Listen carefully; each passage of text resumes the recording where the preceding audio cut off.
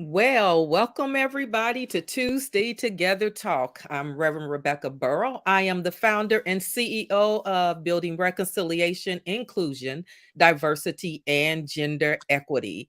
To our friends around the world, we are known as Bridge.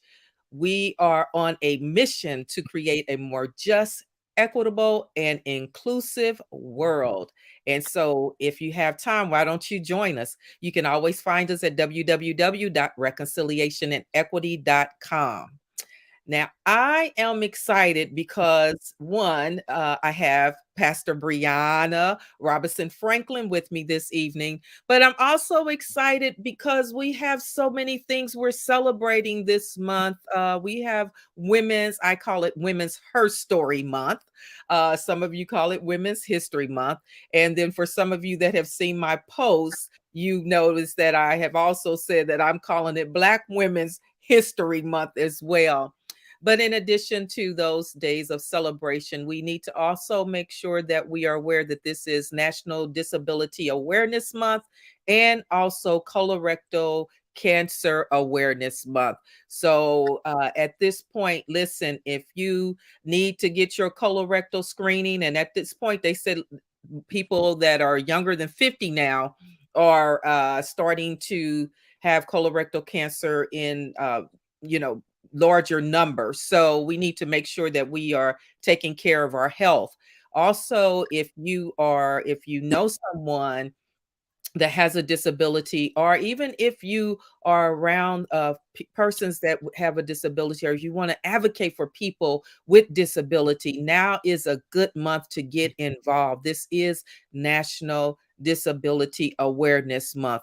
And just to drop a note for some of you that are still saying you're parking in handicap zone, there is no such thing as a handicap parking spot. So that's my word for you this month. It is an accessible parking spot. Okay. Make sure you remember that from now on. All right. So that's my word to you all as we get ready to get into this live stream. I'm, of course, going to introduce my guest, but before I do, I want to say good evening to a few folks. Good evening, Rachel. Thank you for being here. And Rachel also says good evening to you, Brianna. Good evening. Jennifer, good evening, Jennifer. Thank you for being here. And good evening, Lisa. Lisa and Rachel both are group experts in our private Tuesday Together Talk Take Two group, and they do an excellent job helping me keep on top of things. Now, listen, if this is your first time tuning in to Tuesday Together Talk, what you have to know, or what you need to know about us, is this: we talk back to one another, we have a conversation. If you don't agree with us, that's fine. We want you to share in the comments section your thoughts. If you have questions for Pastor Brianna or myself, please make sure you put them in the comments section. We are streaming to YouTube and Facebook, both live. And so if you are in any of those platforms, please make sure that you do leave us some comments and some questions. So let me go ahead and introduce this amazing human being that I came to know. Oh my goodness, I guess it's been about 2.5 years now. One night, one of my friends and I, Anastasia, who is also a pastor, we were doing a segment on women in ministry, and Brianna sent us a note and said, "How do I find a mentor?" And from then on, we have been connected. I am always grateful for her because when my husband passed away, Brianna flew herself to Indianapolis to help me and support me during that time. And she didn't just come and sit in a pew. She was working and served as an usher and just helping make sure that the guests for the service were attended to. And so I will forever appreciate Brianna for that. But also this past weekend, she had my amazing Grace, which if you all know, my dog, my little poodle, she's a big poodle, but Amazing Grace. And so Brianna kept her for me while I had to travel. And so, as you all can see, she has really been very, very supportive over the past couple of years I've known her. And for that, I'm going to return the favor, and I'm cooking for her soon. Jennifer, you hear that? Jennifer, I said I'm cooking. Now, Brianna, I'm gonna get before I introduce you, I'm gonna tell you when Jennifer comes back to town, you have to make sure you come over because when she comes, she can cook. So anyway, so what you need to know about Pastor Brianna, she is the pastor of First Mount Carmel AME Church in Tampa, Florida.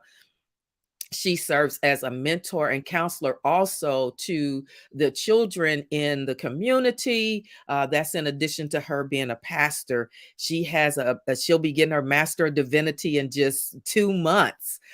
She's almost there. And if you know anything about trying to get that Master of Divinity, that's some hard work. So she's almost there. Praise God for that. She is matriculating at ITC, the Interdenominational Theological Center in Atlanta. And she also has a bachelor's from FAMU. For all y'all FAMU fans out there, if you're in Florida, you're a FAMU fan. We already know it.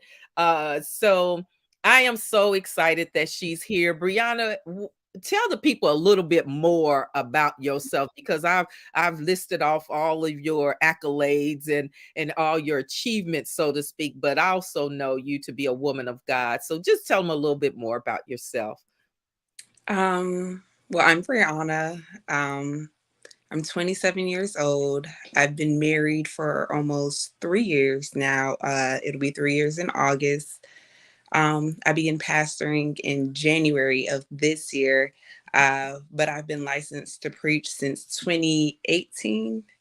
And so it's been a journey, to say the least, going from Tallahassee, coming back home to Tampa, and receiving my calling in Tallahassee and coming to Tampa and embracing the calling while in Tampa. And then I love to dance.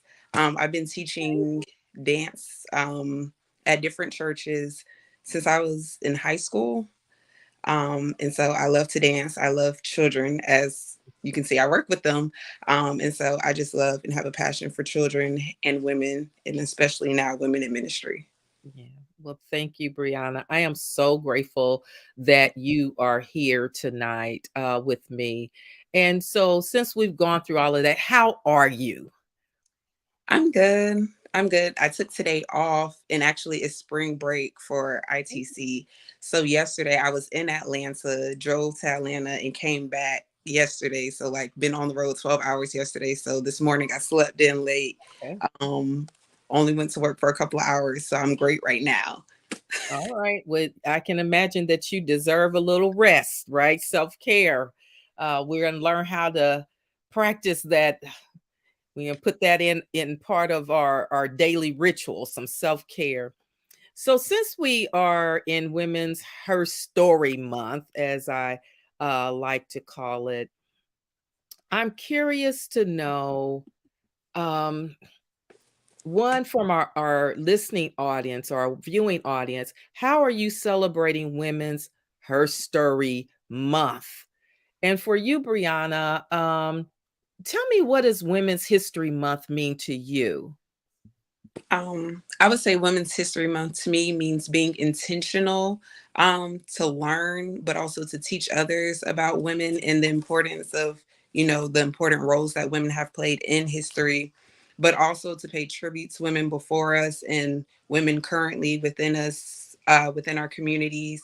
It can be as small as, being a first generational college student. That's history within your family as a woman.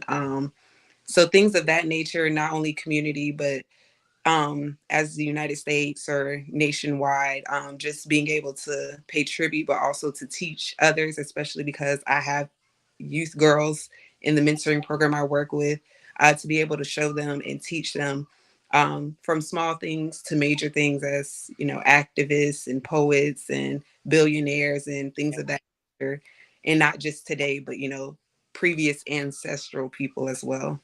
Yeah, yeah.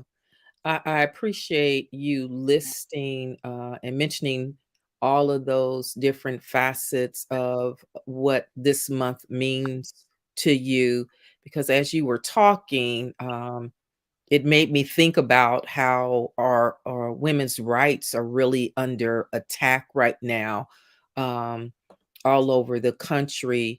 And I know this was not in our part of our conversation, but I'm curious to know from you, as you're thinking about Women's History Month and being intentional, how can we be more intentional in ensuring that our rights are not totally uh, demolished or abolished? I would say knowing for ourselves first off, and then once we know, to be able to uh, teach others. So whether it's, I usually, if I know about something, I usually find a TikTok video on Instagram and repost it so younger generations can understand what the law or the bill or whatever's been passed lately, to just be in the know, because when you know better, you can do better. But if you don't know about all of the things going on with women's rights, you don't know how to be an activist or how to go forth and be able to use your rights to be able to protest or to be able to speak out. Or you may know somebody that could help with the bills and the laws and legislature. And so if you know better, you can do better. And so just being able to teach others in the way that they can learn it themselves. Yeah. Knowledge is power. Only Knowledge if you use it. Only if you use it. exactly. And wisdom, the Bible talks about wisdom, and wisdom is a woman in the Bible, right? Wisdom cries out in the streets. How long? I'm not going to go into a sermon tonight, but that's what I think about as you're talking. I'm thinking about all the work that women have done in this country, and specifically Black women. And I'm not suggesting that white women haven't done anything, because there's definitely some white women that are fighting the fight alongside us.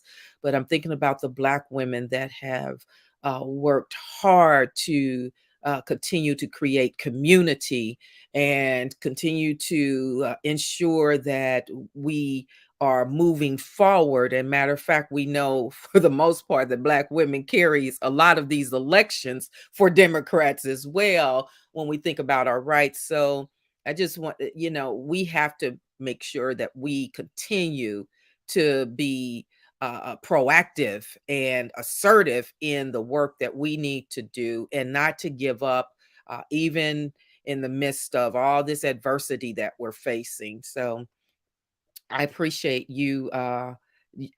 Hats off to you, reminding us how we can get to those young folks too. TikTok for some of y'all. TikTok, you don't stop. So let me go into my next question. I want you to name one or two history makers, so one or two women of that made history and have left an impression on your life, or has inspired you in some sort of way. Um, I would say Maya Angelou would be my number one singer, dancer, poet, writer. Like, she did a little bit of everything. Um, she wrote the first best-selling nonfiction for African American women. She Mhm. did so much. And then I just love her poems. Like, the first poem I learned, I believe, when I was in kindergarten or first grade was "Still I Rise." Like, so, and memorize, like reciting by heart, Yeah. because just, read. But to have that instilled within me at such an early age, she was very impactful. And she's an AKA. So, well,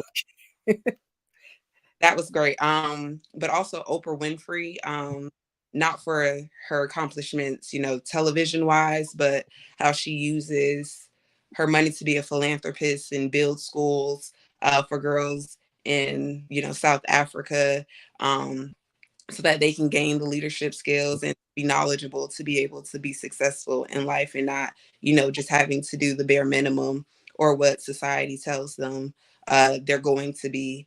So she provided a lot for them. So, not, I mean, not knocking her television and OWN, and I love her shows, but the Yeah. actual philanthropy behind what she does with her money. Yeah. Yeah. You some very powerful women for different reasons. But they both have made such an imprint in this world. And I love that you chose Maya Angelou because what a wow, that the knowledge, um, that virtue that she tells us to practice, that courage is that number one virtue she tells us to practice. Um, so amazing woman. I think when you said Maya, I thought about Alice Walker, of course, because from there we came to know womanist theology. So I think about Alice Walker, but I think about women that we don't necessarily hear about on a regular basis. Women that are really doing the hard work, those women that are leading grassroots organizations, women that are still keeping abreast of what's going on in their communities and trying to raise the children of somebody else, you know, women in the church that are continuing to keep the church going. And since I went there, I guess I'll go ahead and go there. But before I do, Tuesday Together Talk audience, you all are quiet this evening. So I want you all to answer that question that was posed. How are you celebrating Women's Her Story Month? Okay, how are you celebrating? Let us know. Marcus Derek White, thank you for joining, Pastor Marcus Derek White. I would love to hear, in your estimation, what practices can men do to help break the cycle of patriarchy within the Black church? Well, do you really want to know? Because that's a long conversation, but I think it's a very important conversation we need to have. And I'll let Brianna start with her answer, and I'll follow up, and then we'll get into the next question, Pastor Brianna. So, you want to tackle that question? I would say practices that men could do to help break the cycle. Just be encouraging, be a listening ear, be willing to work alongside. Um, when you see a barrier, do something about it. Whether it's, women dealing with other women in the church, not having their back, seeing that you support them. Mhm. Um, can help those women hopefully, overcome the barrier of them seeing other women in ministry.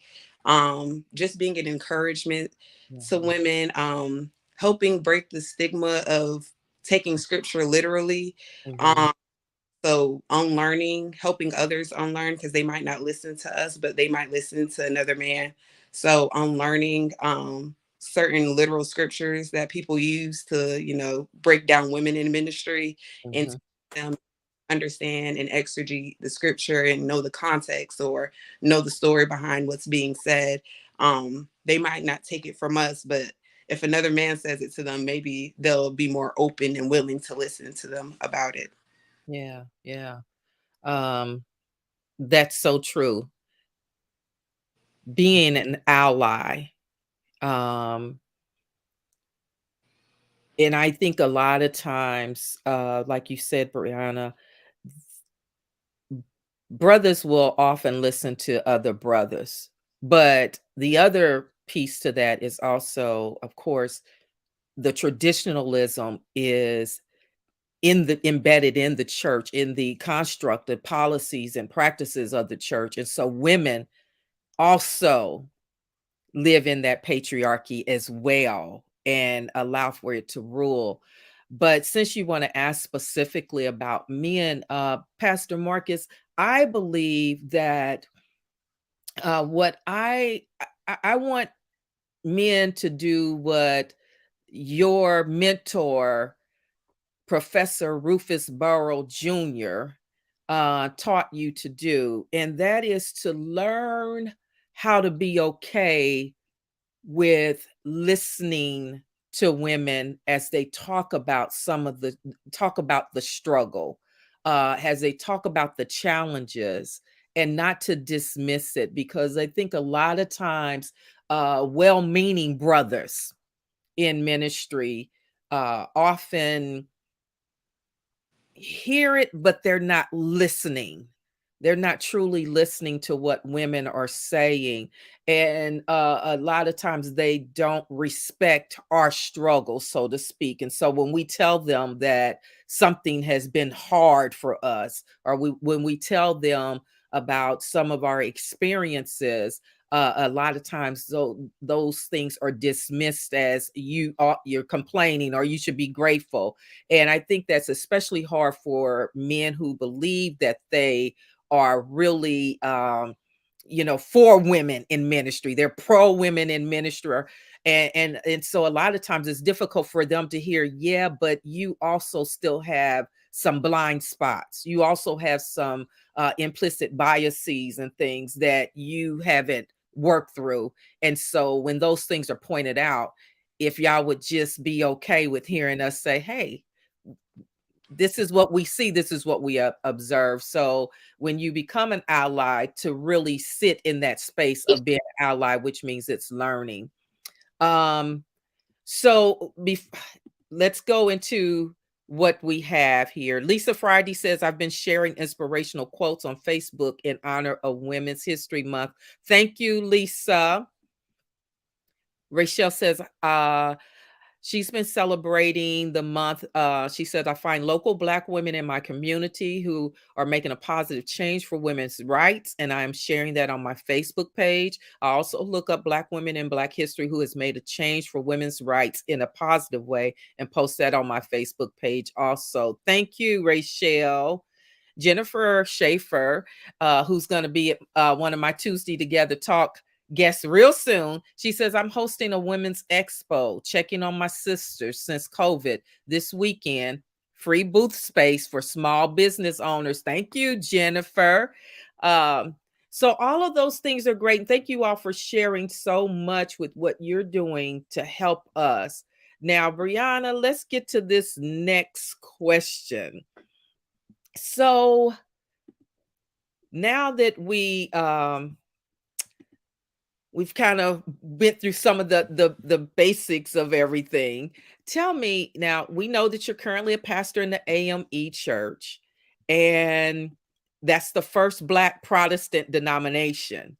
So how have you embraced following in the footsteps of Jarena Lee, the first AME woman preacher, and Bishop Vashti McKenzie, the first women elected bishop in the AME Church? I would say it's interesting to me that I didn't even know about these. Well, I knew about Bishop Vashti McKenzie because she's still living, but I didn't know anything about Jarena Lee. so I went to seminary school and studied AME history. And so having to read her book and for class and do presentations and things of that nature on her, I always pick her when I have to do AME presentations or Black history presentations so others can learn about her.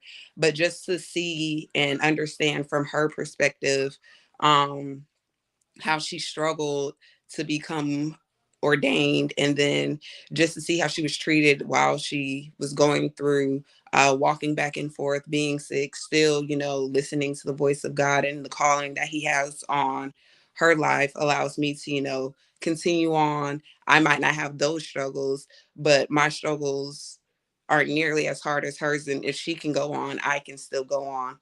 But then for Bishop Vashti McKenzie, it's the fact that it was so like recent. So we know that we still have barriers to cross, although she's made it to the highest Yeah. in the AME church. Just to know that there's still barriers and things and challenges that we have to go through as women to even get to that place. And because it was so recent in 2000, so just to know that it's still going on, and we still have to fight for what we desire in whatever denomination. But just even the fact that the AME church is there, but other denominations aren't there. So supporting other women that are trying to get to that position, Yeah. when however their hierarchy works in their denomination, to be able to have that in my denomination, which I originally wasn't AME. The church I came from, the denomination I came from, didn't believe in women preaching. And so it just happened that AME fell in my lap Yeah. to this in depth with women and women in ministry, and being able to reach the level of being a bishop, coming from a place where they don't even let women preach in behind the pulpit. You have to stand on the floor and preach. So just coming from that to this denomination has been mind blowing, and the experiences versus the challenges I received back then to now. So it's been amazing to learn underneath these women. Yeah, I love that testimony. I love the fact that you are in the first Black Protestant denomination, and there's these amazing women from our history of Jarena Lee uh, to now Vashti McKenzie and so many other women now. I think Reverend Ann Byfield.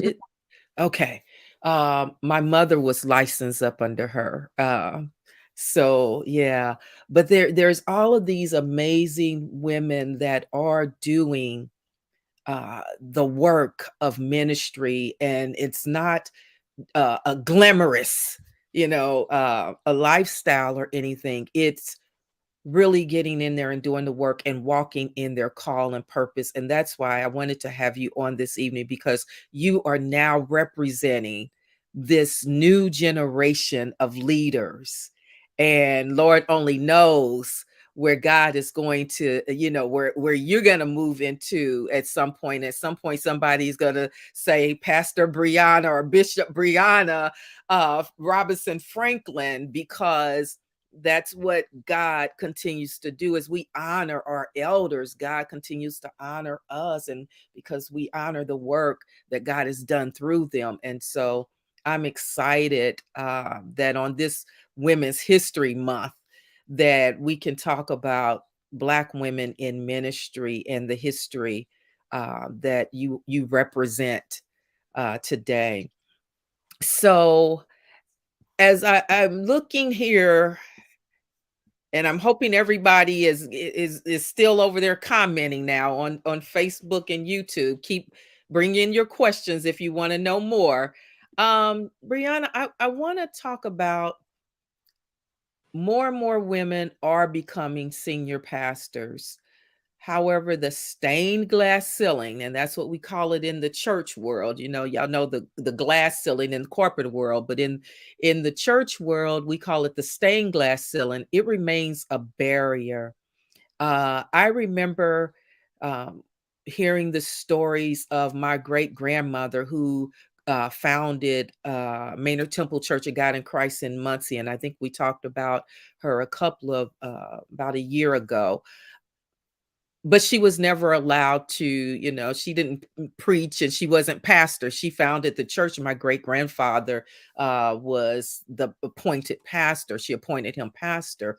But she was the administrator of the church. I remember going into church and into churches when I first started preaching. And it's like you said, it's like, oh no, you preach from the floor. And which was always interesting to me, because oftentimes if I'm asked to preach from the floor, but I'm like, wasn't I called? And so if you let the brother who says he's called get up there in the pulpit, then why not?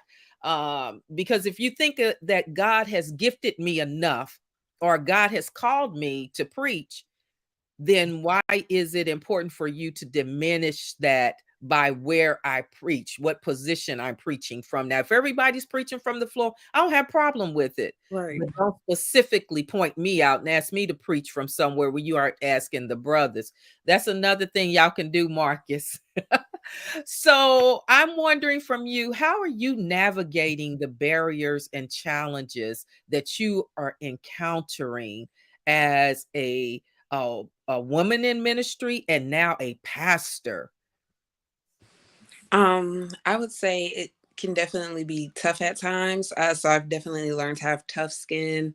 Falling back on people like you or Reverend Anastasia or other women in ministry that I look up to be able to confide in them and to be able to vent to them about situations I've been in. But definitely learning to have tough skin and, like Jesus said, shake the dust off and keep it moving. um, I tried my best, and if you want more from me and I can't give that to you, I'm I can't do anything else, and so I just have to leave it in God's hands at that point. But also learning to give myself grace through this learning experience. This is my first pastoral appointment, and so, there's a lot of books that you can read, Yeah. but every church isn't the same. And even though previous pastors before have, been there to guide me and help me, every pastor doesn't get treated by the people the same. And so, just to have that experience has helped me within the last 2 months to be able to continue on to try to figure out where I am within pastoring, what the people need from me. And so just learning the people, loving the people as best as I can, but giving myself grace during the process to be able to learn and to be able to grow with the people as well. And so also being and knowing myself, Yeah. people will definitely, you know, not say that you're not called, but question your call. Mhm. And so going through that, having people judge you based on Mhm. your appearance, being young, being a woman, Mhm. it's like having two like stabs on my back already. Yeah. And so just knowing and being myself and in my true purpose. I preached in one of my sermons, Tabitha Brown, Auntie Tab, she said in one of her podcast interviews that, when she fully walked in her authentic self, Mhm. that's when she found success and was able to walk in her purpose. Her like hearing from God saying, do you not trust me in how I made you to Yeah. be able to do what I've called you to do? Why are you faking it when I've called you to be who you are so that you can go out to the world as this person? And so just being myself, not worrying about, how I preach or Mhm. finding my voice within preaching, being a womanist preacher, being, an activist and promoting social justice through preaching and Black history through preaching and things of that nature. Um, and then, going through the motions of teaching and trying to unlearn Mhm. things or teaching others how to unlearn things and getting the backfire of those situations at times to be able to relearn and reteach those things to people so that they have accurate or a better theology or just for them to question their own theology. And so being able to do that definitely makes you have tough skin, having to know yourself, giving yourself grace, and then just shake the dust off. If they don't want to hear me, at least you tried to hear me, and hopefully the Lord touches your heart or planted the seed and you can find watering somewhere else. But I gave it my all, and at the end of the day, that's what God desires. Yes. Yeah. I love that. Everything you said was just spot on. And I do love the fact when you said authentic self, that's it right there. Coming into that space as a leader, as a woman of God, as your authentic self, because God called you, for a reason. And I think that's the best gift that we can give to people in our congregations is to be our authentic self. And you give yourself grace. That's what, I love that you said that. I'm giving myself grace, because the reality is we are all on a journey trying to learn how to get better every day. None of us have arrived, although we like to act like we have. It's, at times. But I love that that's the representation that your congregation and others around you get to experience that part of you. And what I've known since since I met you, is that you are who you are. And I absolutely love that. It's liberating when you are in the presence of someone that this is who I am. And I love that. Let me get to some of these comments before we get on to the next question. Lisa said, I distinctly remember during my childhood that it was a big no-no in the Baptist churches for women to preach from the pulpit. Yes. And I grew up Church of God in Christ. It was big no-no there. There also. Marcus says, I've witnessed that women who have preached on the floor have preached better than the men who preach from the pulpit. Well, Pastor Marcus Derek White, we know. You want to comment to that? Brianna, you want to comment to that one? I mean, when you're right, you're right. Okay. Rachel said, I could never understand why in some churches women are banned from preaching in the pulpit. That is awful and definitely not godly at all. I thank you, Miss Rebecca and Pastor Brianna, for having this discussion. You both are inspiring women everywhere. And hopefully we're inspiring women and men, because I'm glad that Marcus asked that question earlier, helping us to think about how do we show up for one another? How do we show up for women in ministry when we are appointing them to churches, but we're not equipping them, right? So that's another way you all can bring your allyship to support women in ministry. Brianna, I want to go on to this next question. How do you see your role in leading the new generation? And Tuesday Together Talk audience, please respond to the question on your screen. How do you show up as a leader in your community? But Brianna, how are you leading this new generation? A generation that has so many different challenges, whether it's now the whole COVID thing, whether it's seeing so much police brutality on social media, whether it's the abolishing or trying to abolish voting rights and those sorts of things, whether it's even children in school. And Lord knows our education system here in Florida, Texas, Tennessee, Indiana, whole bunch of places. Our children have so much that they are dealing with. And then we also have a lot of parents who also need the support. So, how do you see yourself in church, in your community, as leading this new generation?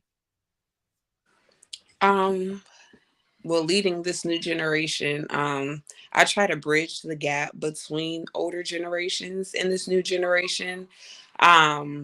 Whether it's, not finding a successor for somebody, but teaching them, training them. Like when I first got to the church, the previous pastor had started having some of the younger kids train in the media ministry because that's what they had a desire to do and looked like they liked it, so just pushing them into that ministry. So now youth do the ministry more so than my husband Ladarius does. He just sits there and kind of like guides them. So just bridging the gap between small things like that, teaching the why or the Sankofa behind things in the church, so that they have an understanding, because surface knowledge isn't for them anymore. Like Yeah. know about Noah and the ark, like they need more than just that. Like why Right. would you think like that? And so just going more in depth when it comes to ministry and getting youth involved Mhm. into knowing and understanding, and also bridging the gap between the young and the old, to where because I'm AME, I have uh, bittersweet. I don't know the word for it. Um, the opportunity for pastoral changes. And Mhm. so within that, I don't want members, if I bring youth in, I don't want those members to leave because I'm now gone. Right. So to build that relationship between the older and the younger generation, so that because of the love shown to them, because of them joining those ministries, because of them being so involved, I've planted the seed there, but they're going to stay there and continue on what I started, or continue on what the church has going on, and not worry about me so being the preacher, but just continuing on with those ministries. And so leading the new generation, helping them understand the Bible in their own language. I believe in ratchet academics, Right, right, right. I got you. and um, get on their level culturally. So, Mhm. as a youth pastor, we did Easter TikToks and things of that nature, and the youth were involved and wanted to be at the church. And so, just bringing that to the church I'm at now, to where, getting youth involved. So, whether it's, wanting to do dance, Mhm. starting a dance ministry, wanting to be on the media ministry, just leading them into using their gifts for the spiritual upbuilding of God's kingdom, more so than worldly things. And so also having the ability to be participatory in the church, or Mhm. be participatory in the community. There's plenty of churches with youth all around, schools all around. They might not even know that you're there. Yeah. And so just being able to be the voice and to get in the community, go door to door. Mhm. Um, I would say do door to door in a group, obviously for safety measures, Right, right. but Yeah.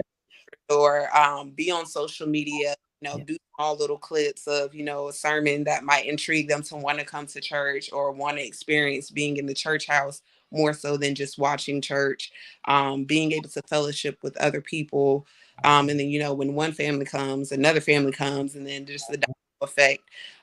But being able to lead them to have the Christian walk, to live a Christian lifestyle, but also, teach them how to live in the world, finding Mhm. things, Mhm. learning how to register for voting, promoting social justice, teaching history, teaching women's history, teaching Black history, providing those opportunities and skills and assets, so that not only the church grows, but the Black community can grow as well. Yeah. So you're covering, you are creating a holistic ministry, but also you have the Moses and Joshua generations connecting. Um, and so with that, because you just said a mouthful of everything that I think what we try to do in ministry, right? All those things we try to do. But I also recognize that traditionalism can have a major influence in how much you're able to accomplish in those situations. So how are you balancing the traditionalism?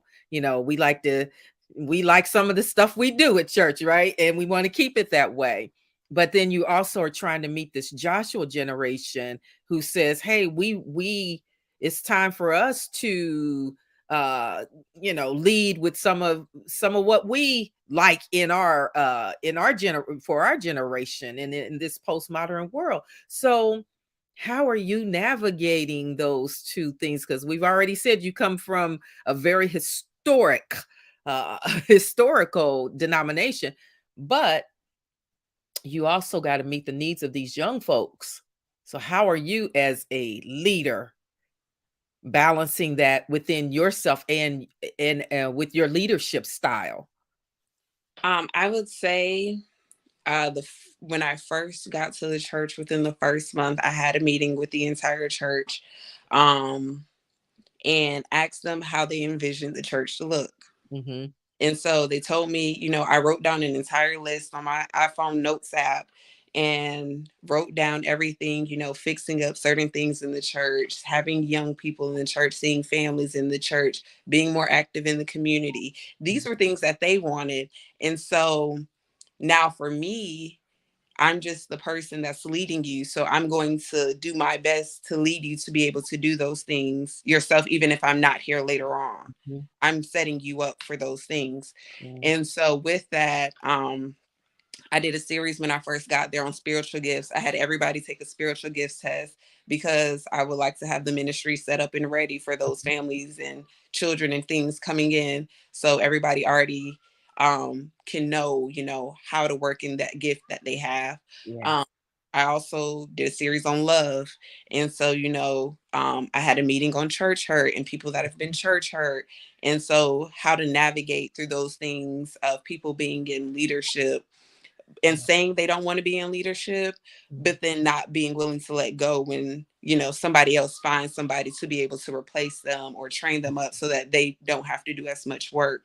And so, just being honest and transparent with the members, so that when these people do come in, they come into a loving and welcoming and um, Holy Ghost filled worshiping experience and not feeling tension between people. And because I'm new and want to get involved, I'm trying to take over. No, they're here to help. They're here to, be a part of and join in. They're not here to, take away everything that you've put together over the last 50 years of being a member at the church. Mhm. Um, so just bridging the gap of being able to grow together and not Yeah. hurting people in the process and using your gifts to help teach or guide somebody in their gift or calling. It's really helped throughout the process thus far. Yeah. Now, like I said, it's a learning experience. So we're still in the trial and error phase, but it's going good so far. Okay. Well, I like that you are bridging that gap. Uh, it doesn't sound like you're going in trying to, you know, rewrite everything and, um, but it sounds like you are teaching people through your sermons, and that's how you are navigating that space. I'm teaching. And also through practice. So let's see. I say there's so many people in the church now that are operating in ministries or on ministries that should have, they were signed to that ministry 25, 30 years ago because nobody else was at the church to do it. Pastor said it's only going to be, I just need you to handle this to somebody else. And 25, 30 years later, they're still on that same ministry and they have no passion for it. They have no desire to be there, but now they're stuck. And so you are helping people through practice understand what their spiritual gifts are through those spiritual assessment tools. And that is a wonderful thing. But you're also teaching them through very practical sermons based on what I heard you mention. It's practical. How do I live this out? How do I live in change?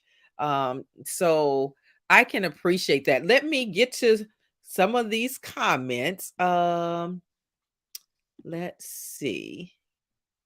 Now, I don't, okay. So Rachel says, how do I show up as a leader in my community? I have been trying to figure out where God wants to lead me in my community to be a part of a positive change. I've been staying prayed up about it and keep praying. God will definitely point you in the right direction and put you on the right path as long as we stay receptive. I'm talking to myself right now, too. As long as we stay receptive to what God is doing. Lisa said, yes, some of our churches are stuck with traditions from years ago, which sometimes doesn't appeal to the younger members. And I'm one, I love tradition. Uh Me too. I love a The good hymn. tradition has I its place also. I don't wanna be in a church that's so traditional that there is, no growth. There's nothing new or nothing vibrant. And so I like a balance. You can give me a hymn, and you can also give me some contemporary Ricky Dillard up there jumping and off the stage or whatever. I can take any of those, but I want, I like a mixture of those two. You can give me a quartet. I love a good quartet as well. So, and then with even sermons, with preaching, I don't want to hear the same kind of preaching from everybody. I like when preachers find their own identity, where they allow God to shape them into that preacher, because I like to listen to different preachers and different preaching styles. So I think even some of that, the traditional preaching styles, the hoop, well, that's good sometimes, but I also want somebody that can sit and just have a conversation with me, almost, from either the pulpit or the floor or whatever. So I can appreciate that too, Lisa. Jennifer says, I don't believe in born leaders, but time, chance, opportunity, and life presents the space and purpose for leadership. If you're a mom, you're a leader. If you're a dad, you're a leader. A pastor, teacher, janitor, or whatever. If God allows, our purpose is to rule and do justice, love kindness, and to walk humbly with God. Amen. Quote that scripture. These are all part of being a great leader. I love being a servant leader. And that's what we all called to do. At some point, we're serving when we're leading. We should be. Um, so now let me get back to you and this question here. Um, as people are responding to how they're showing up. And thank you all so much for the comments. Those are great comments. Now I want to shift just a little bit. Although this is church too, but this is also community and church together. So I know that you are a pastor, but you also work as a youth counselor, mentor of children. What are our children concerned about today? What are their concerns? And then how can the church do better in addressing the concerns of our youth? um I would say the youth or children of today are concerned with, being relevant or staying relevant, or keeping up with the latest trends of what's going on, or have you seen this, and um just being centered on one thing from one moment, but then going to something the next moment. Attention spans aren't like they used to be.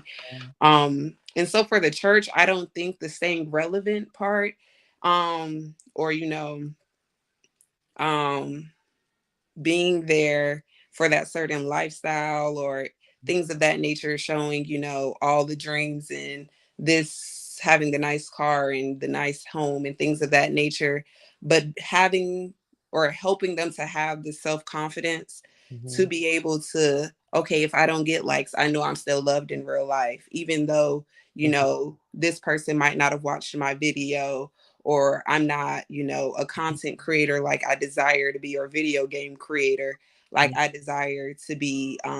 I know in reality, when I walk outside of my room, that these people love me, they care for me, mhm, they are encouraging to me, they lift me up.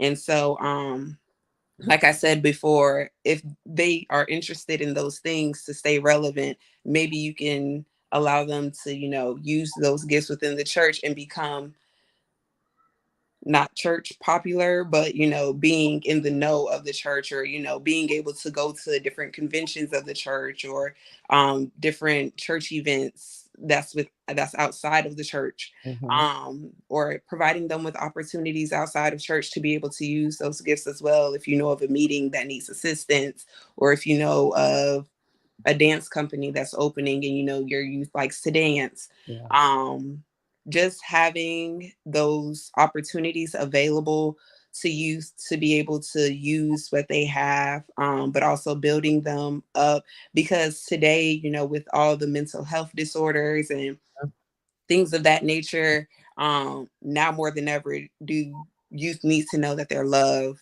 Mhm. Now more than ever do they need to know that somebody cares about them. Someone's going to be consistent in their life. Dealing with the kids that I mentor, that somebody's, going to help me during this season or that season, not just, on holidays, but, going back to school or Christmas time, but just summer, bringing me food over the summer Mm, because I might not have food at home. mhm. Just being able to be the resource in the community that God has called us to be, no matter how big or small your church may be, just being able to do something for people in your community. And so most children are also concerned um, with stability. It's a sad thing to say, but stability of, not having to watch after, if they're the older sibling, to not have to watch after younger siblings or having to cook dinner or things of that nature. Mhm. And so the stability of, being able to go to a place where I can relax, I can sit down, I can be a youth with the other youth within the church, and we can just talk and laugh and Yeah. hang out, and I don't have to think about, my home life back at home. So all of those things, all comes down to just showing love to Yeah. children, just showing love and showing that you care towards them, allows you to connect personally to them. Mhm. Um, and then also for them to want to continue to come because they know that there's somebody out there, looking out for them. There's somebody out there that wants their life to be better. There's somebody out there that wants to help their family as well. Like the church helps the entirety, not just, my job more so helps the youth and the family. But Yeah. everybody's situation isn't like that. Other organizations literally just come and assist the youth. Mhm. Whereas, the church is a place where it assists everybody. It helps the parent get through the week, through the sermon. The Mhm. children have some place, if you provide snacks or, a meal after church, things that they don't have to worry about and provide that stability. Whereas I know if I come to church on Sunday, I'm going to get fed spiritually and physically. If I come and do this activity, I'm going to be able to be in a safe environment. Yes. So Yeah. they're concerned with social media things, but Yeah. to be able to provide them the skills to be able to deal with those things on social media, to be able to have that instilled within them that they can do more than whatever they see on social media, that's not really reality, but your reality is great, so it doesn't matter what you see on social media. Yeah. Wow. Well, thank you for that response. It was very thorough. And when you first started talking, I had wrote a note and said that the children are concerned with being liked because you had talked about the social media piece. But by the time you finished, I said, no, the children are concerned about being loved.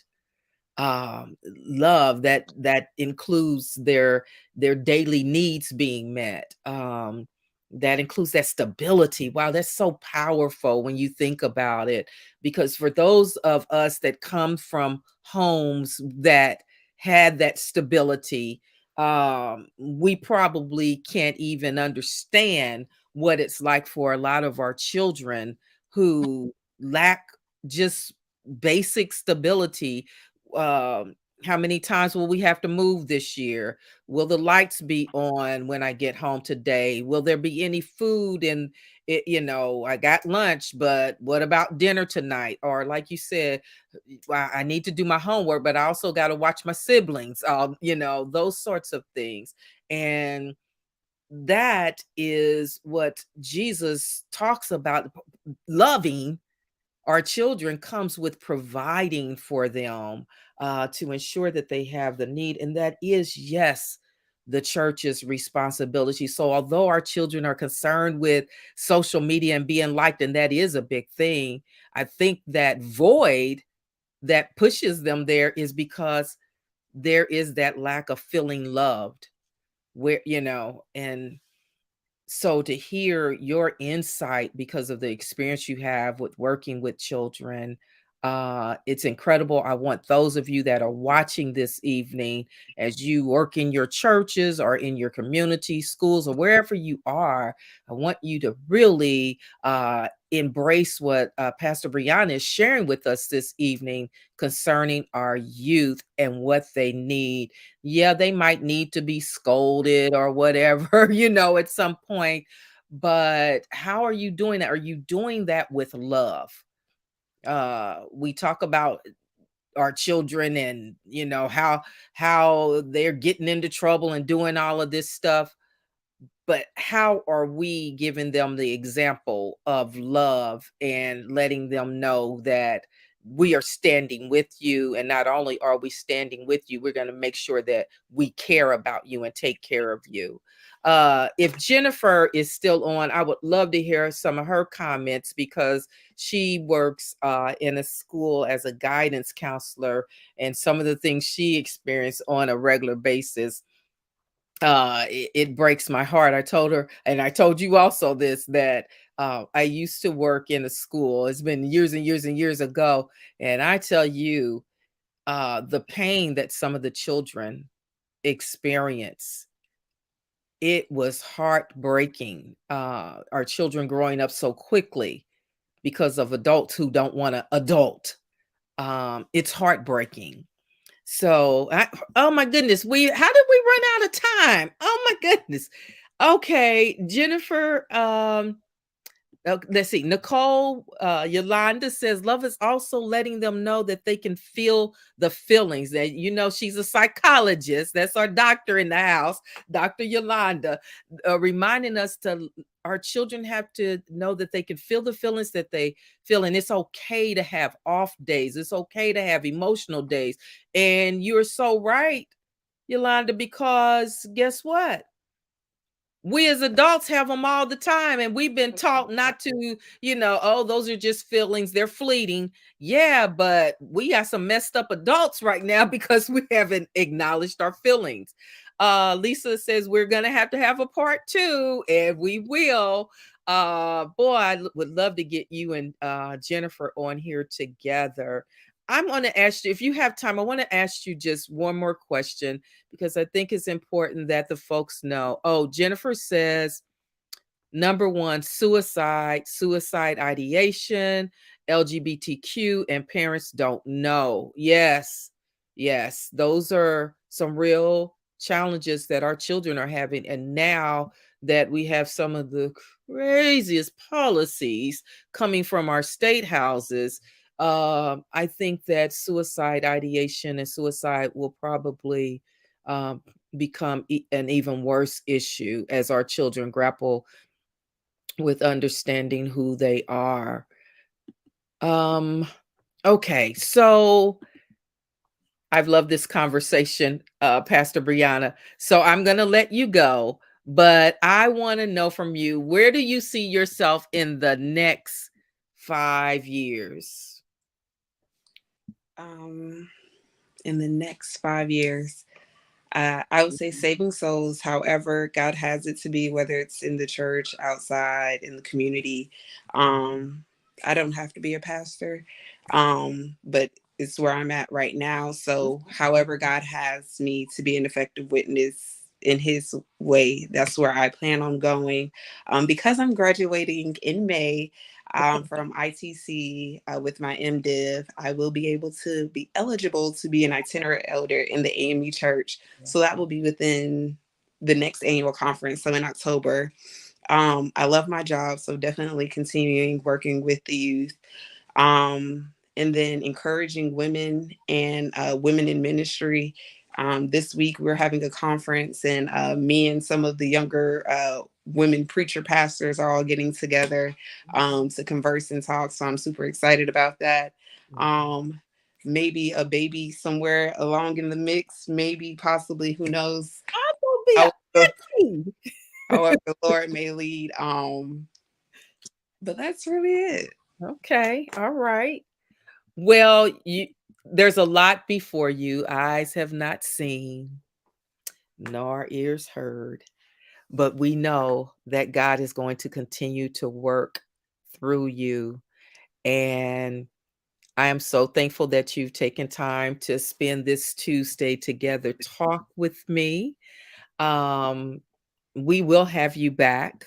You know, once you become a guest one time on Tuesday Together Talk, you become a guest many times. Lisa says, thank you, Reverend Rebecca, for such an awesome dialogue. And I commend Pastor Brianna for embracing her calling to leading God's people. Yes. Rachel said, thank you, Miss Rebecca and Pastor Brianna, for this discussion tonight. You two are awesome. Thank you both. Thank you all so much. Brianna, you have any last closing words you wanna? I would say if you are called and you are a woman, just keep being yourself, be your authentic self, trust the process. I'm still learning to trust the process. Get as much knowledge as you can.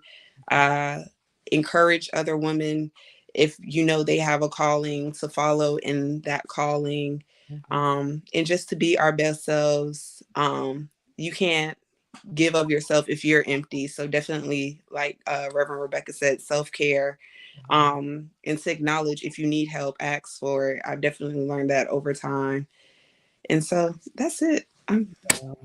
Well, thank you so much again for sharing from your wealth of wisdom. Marcus Derek White, Pastor Marcus says doctorate degree. He's throwing Oh, another degree that'll on be you. it won't be in religion, but it'll be in education. Um, Okay.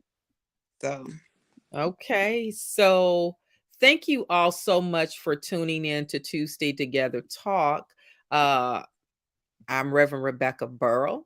Please make sure you continue to follow us on Facebook at Reconciliation and Equity. You can also follow us on Instagram.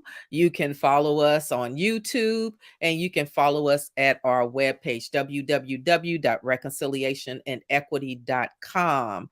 I am always thankful when you all hang out with me and that you participate in the conversations and discussions. Please make sure you like and subscribe if you're watching from YouTube, or if you're watching from Facebook, make sure that you're following us so that whenever we have a Tuesday Together Talk conversation and a special guest such as we had tonight, you'll get that information firsthand and you won't have to search for it. Okay, so make sure that you continue to follow us. Listen, I played our infomercial, what's coming soon in August is very important. So if you want to know and you didn't catch it, make sure you go back and watch this video once it posts. Make sure you go back and watch. But next week we'll continue our conversation with Tuesday Together Talk.